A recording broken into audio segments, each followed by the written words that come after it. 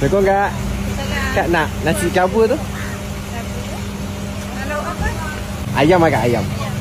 Biasa Biasa. Biasa berapa ringgit Kak? RM6 je? Okey boleh Kak, yang biasa, ayam.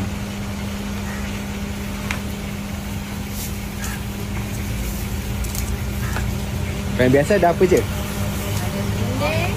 Ada sendiri. Ada ayam awak. Ada apa?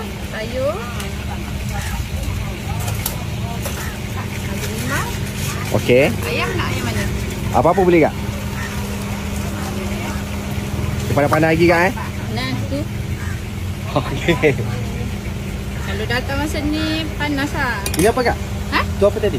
Ni. Ha. Ni tumis. Apa? Budu? Budu tumis. Budu tumis, okey. Ni sambal. Ni budu biasa. Dia kena letak sikit. Okey. Baru dia minum. Tu sebab pedas Dan ni letak keropok RM6. Tengok Kak. Sini RM6 RM6.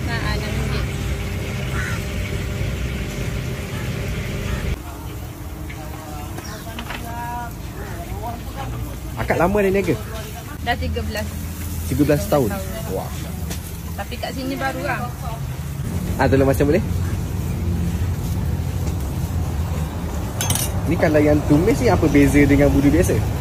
Ni sebab kita masak ada santan, ada budu dan rempah-rempah dia lah. Oh okey, masak lah bukan budu gitu je lah. Bukan budu biasa-biasa. Ni budu biasa. Kita kena letak sikit je.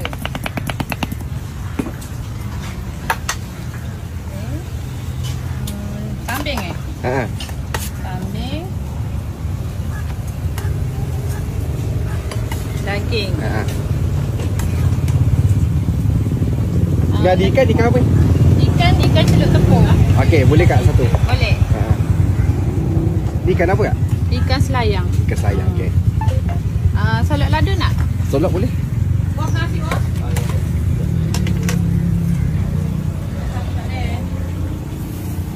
Ni? Tu apa? Bawang putih Bawang okey, putih. boleh. Boleh. Ni. Tiga ketuk pilih dia sayang. Nak mana? Ai tiga. Boleh bos. Boleh? Boleh Kak Boleh.